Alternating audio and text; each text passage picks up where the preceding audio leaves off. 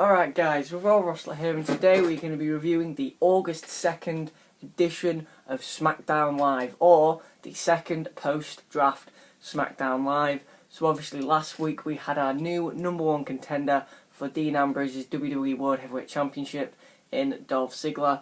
Overall, last week's show I said was okay. I thought it was, I gave it like a 5.5. It was nowhere near as good as Raw, but that Raw was definitely a one-off going off this week's Raw.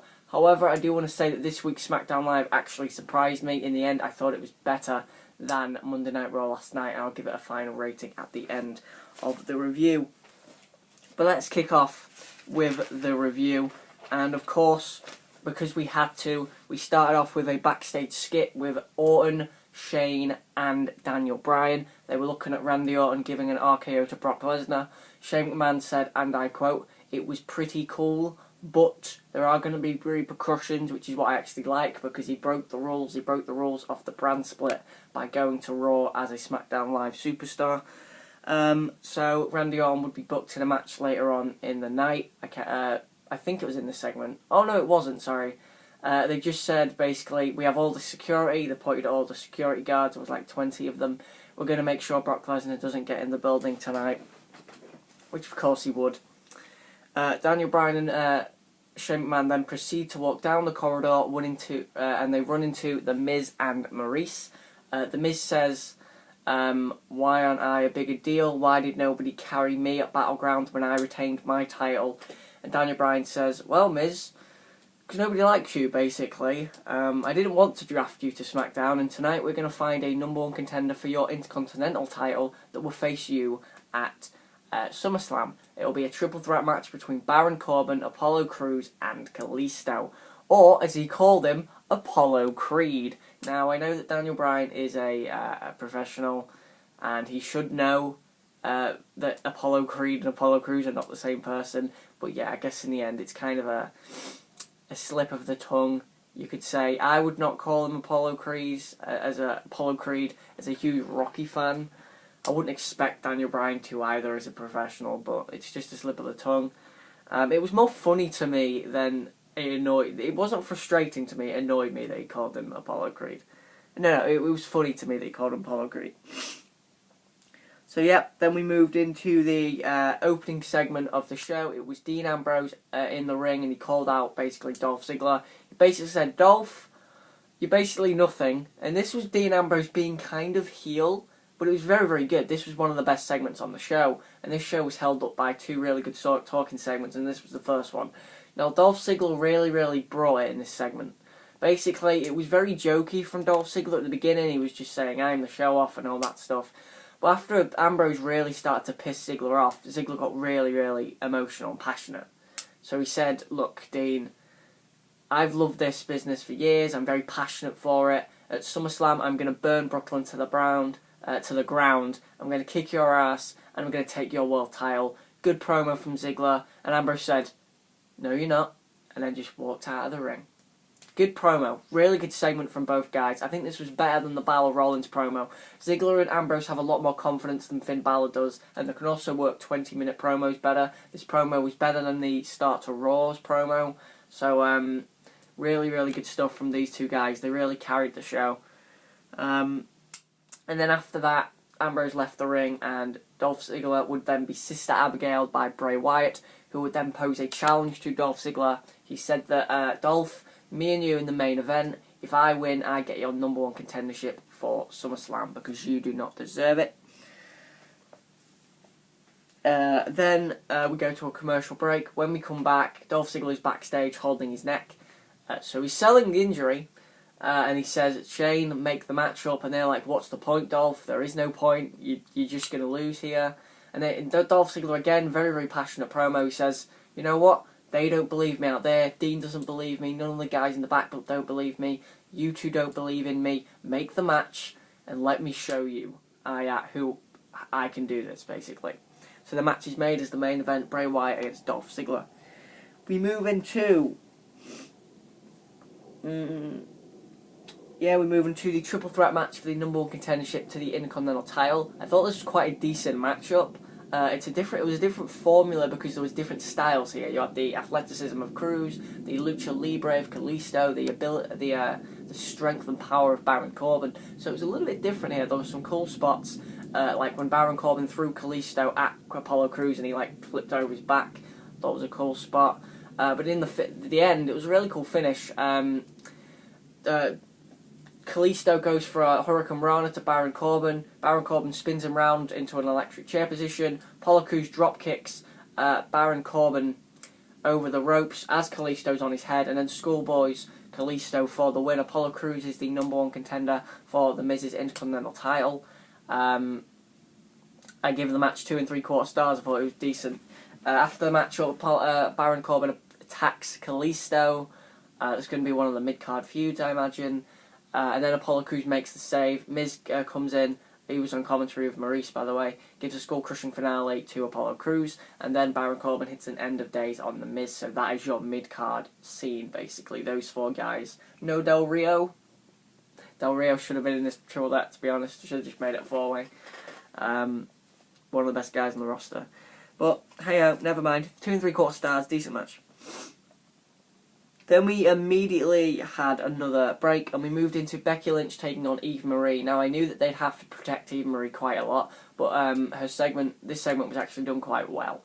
Now, first of all, Eva Marie's monologue entrance thing is 100% perfect. Like, it's perfect for a gimmick, it's perfect for a character, because that's how a lot of people perceive the WWE perceive Eva Marie. So WWE may as well just run with it and take it. Kind of like Kevin Owens is a spokesperson for the internet wrestling community by calling all the commentators crap and by saying how old moves are, stuff like that. That's how good this that monologue fits for Eva Marie. It fits perfectly. So Eva Marie gets in the ring and she comes off the second turnbuckle before the match even starts. She apparently does something to her right thigh. I think this was a work. I imagine that this was a work to save Eva Marie a couple of weeks before she actually is competition. If it was an actual injury, then I think the biggest issue with this segment was Eva Marie didn't play it up enough. So she should have been on the floor screaming and complaining. Instead, it kind of looked like an actual injury, which I don't think it was. I think it was still a work. But Becky Lynch didn't have anything to do. This was pretty much the only woman's segment on the show. And I thought it was fine. I thought it was good for showing, for saving Eva Marie for a bit without hurting Becky Lynch. Oh, 5 stars as a match though, best match ever. Moving on, we had the Carmella and Natalya match set up. So Carmella was on the talk panel with Renee Young and just saying, "Oh, Eva Marie's probably a faking." And then Natalya comes on and is like, "Why are you here?" I don't know. So yeah, basically they just set a match up for later on in the night, Carmella against Natalya. We needed a women's match on this show, basically, so they just said, "Carmella and Natalya, you two can go out there." Yep. Moving on, we had the debut of American Alpha, the much-hyped tag team from NXT, the former NXT Tag Team Champions. They would take on the Vaudevillains. Oh my god, this was a main event of NXT a couple of weeks ago, and now they are pushing it as a debut match for the Vaudevillains. I thought this was a decent match, 2 3/4 stars I gave it. American Alpha obviously won, Grand Amplitude. I wish they'd showcased a little bit more, so there was not as many phenomenal suplexes from Jordan and Gable. There was a couple from Jordan, but Gable didn't do as much. He played a lot more of the babyface in peril, as he should normally, but in a debut match you should have given him a little bit more offense to show the diversity of his moveset. But 2 3/4 stars, decent matchup, Grand Amplitude for the win. I imagine American Alpha will be at the tip top of the tag team division. Then we had the second long talking segment on the show, and just the best talking segment of the week, better than anything on Raw, better than anything on this Smackdown. AJ Styles' message for John Cena, and I can't remember a time that AJ Styles has not been a good talker. This guy comes out and he wows you with his fantastic promo ability. So he comes out and he goes to say something, and then Cena comes out immediately, and Cena says, "If you've got a message for me, I may as well be out here." And AJ says, "You know what, John? The fans are delusional. The parents are delusional. The kids are delusional. But you know who's even more delusional than them? You, John. You. Because You come out every week and you say the new era has to go through me. Well, I went through you at Money in the Bank and you're still here. Why are you still here? And then John Cena steps up to the plate and gives a great promo. He talks about love. He says, I love this business, I love this company, I love everyone in the back, I love the fans, I love the reaction I get. But let's go Cena, Cena sucks. And Styles says, you know what, John? Me and you, one more time at SummerSlam. No club, no excuses. So it's booked for SummerSlam. AJ Styles will take on John Cena. That to me is the SmackDown main event of SummerSlam. It feels bigger than the Ambrose Ziggler match because it's had more build. It just feels bigger. It's two guys that can main event a show based on their name value alone. They've main evented Tokyo Dome, they've main evented WrestleMania. Ambrose and Ziggler can't really be the SmackDown main event in comparison.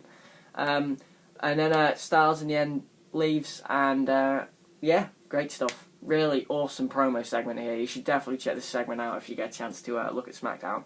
Definitely pick this promo out because AJ Styles is such a phenomenal speaker. And that's no pun intended. Really no pun intended. It's such a good speaker. Moving on, we had Randy Orton taking on Fandango. Now, we knew what this match would be. Basically, it would be more of a segment than a match, and that's exactly what it was. Orton beat Fandango down pretty easily, was thinking RKO. There was a lot of security around the ring. Lesnar bypassed all the security somehow, got in the ring, F5'd Randy Orton, and left. So, a good segment. A lot of people are angry again that the brand split has already kind of been mocked with the fact that Orton's been on Raw and Lesnar's been on SmackDown. I don't mind because this is a special feud where that's going to happen. Plus, how else can you really build a cross-brand match without them at least appearing once? This isn't going to be every week.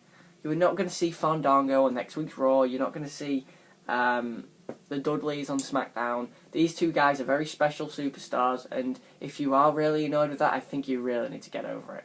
I think, come on. This is not going to be a weekly thing. So, if it is, then I'll eat my words, but I'm hoping it's not.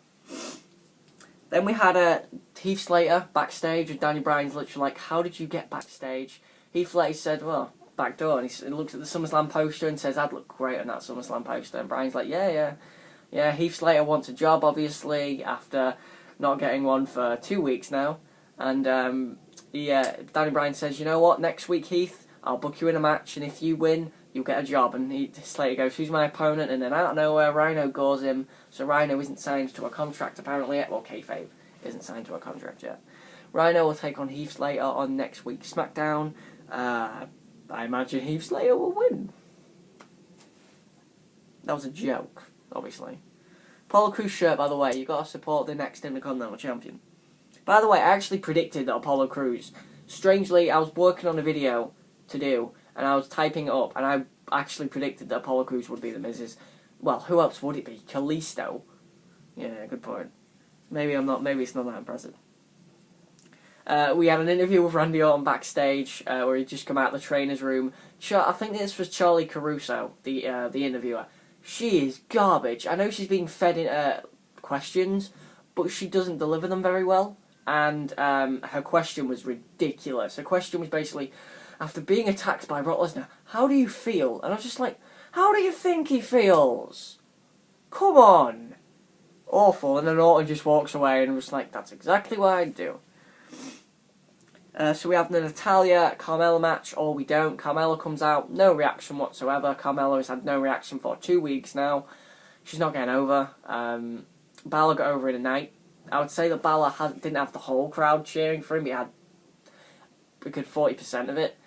Carmella's got less than 10% maybe. And I think that's because, again, she's from NXT, and when you look at the hardcore audience, a lot of them aren't going to watch NXT. You know, when Balor came out, a lot of them weren't doing that. When Enzo Amore and Colin Cassidy came up, a lot of them wouldn't have been doing the monologue from Enzo. When Carmella came up, nobody did the I'm the Princess of Staten Island stuff. The difference is Enzo and Colin Cassidy Enzo and Big Cass got their thing over. Carmella has had 2 weeks, and it hasn't really rubbed off on any of the fans. I wouldn't say I'd say it, to be honest. I don't want to see anybody punch me in the crowd. But Carmella comes out. He's immediately attacked by Natalya. Natalya locks her in a sharpshooter in the end, and that's the segment. So there was no women's matches on this show, unless the Evenry match was an actual planned match. I don't know what they were thinking.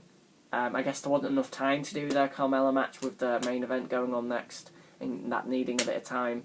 But I think this showed, I mean, there was 4 women on this show instead of the 6 from last week. There was no Alexa Bliss and no Naomi. So, not a good showcase for women this week. I feel like they are leaving women on the back burner until Backlash, when they have a woman's title introduced, which Daniel Bryan has admitted on a podcast. We are introducing a woman's title, and there was rumours that they were going to introduce a woman's title. So I guess that's fine. I would do that anyway. I'd probably have a small feud at SummerSlam. I'd probably have Becky and Natalya go at it again, because they are one apiece. And you've built them for the last 2 weeks on SmackDown, with Becky beating Natalya, and Natalya this week dominating the new upstart Carmella. I do think one of the big negatives of this this little segment was the fact that this made this women's division look very uncompetitive. So on Raw, you've got Sasha Banks and Charlotte really battling it out. And as much as I hated Charlotte pinning Sasha Banks, her pinning her at least makes it look like there is a lot of competition there. And they've also got Nia Jax there, they've got Dana Brooke, I've got to say. So they've got a lot of competition. On SmackDown, it looks like they've just got Natalya and Becky Lynch. So, not a very even roster, to say the least. And then we moved on to the main event of the show, Dolph Ziggler taking on Bray Wyatt, and I thought this was actually a very good story told. This match had very good psychology, was what I was going to say. I think that Dolph Ziggler really had to fight in this one, and you could tell, and this told a very good story. It told the story of Dolph Ziggler really wanting to prove people wrong, and he came out there, and this is a great story. And if they build this correctly towards SummerSlam, they could give Dolph the title. And my initial thought after watching this matchup and it finishing was, hey, they might give Dolph the title. And I think that Dolph winning the title would be a phenomenal upset, because nobody's expecting Dolph to win. Everyone's expecting an Ambrose victory.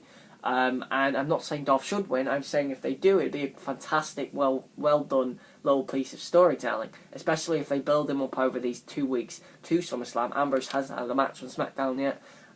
Which I think they should probably put Ambrose next week against Del Rio or Baron Corbin or something like that, to build him up a little bit. But overall, this was a very well told match and a very good story, as I just said.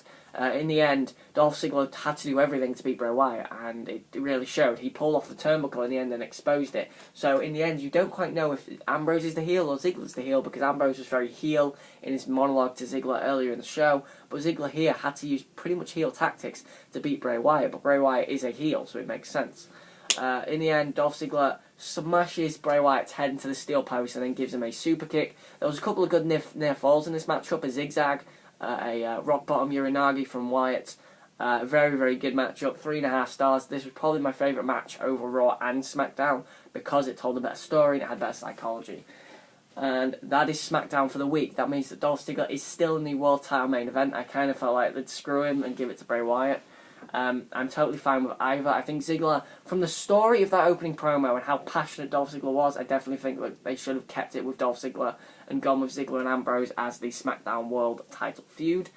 That is SmackDown Live this week. I'm going to give it a 7.5 out of 10. I think it was better than Raw, so that is 1 apiece after 2 weeks. Shockingly, to be honest, after how good Raw last week was, but it seems like Raw has gone back to normal, whereas SmackDown this week was better than normal. Not like Raw last week good. It wasn't Raw last week good, let's face it. But really, the show was carried by 4 performers. Ziggler was great in his opening promo and had great promos all night and had a very good match with Wyatt. Ambrose was great in all of his promos and just came off as a cocky champion, a little bit overconfident.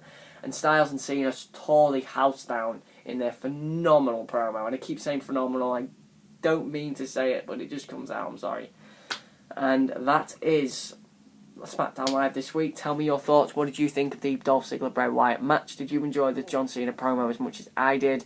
Do you think the women's division on SmackDown is just as competitive as the one on Raw? I've been Raw Rosselot. Like, comment and subscribe for more. I'll be up tomorrow with my NXT and CWC review. I'm looking forward to seeing Johnny Gargano and Tommaso Ciampa tonight. They're going to steal the show. Apparently it's the best match of the tournament so far. I'm really looking forward to it. Thanks for watching, guys.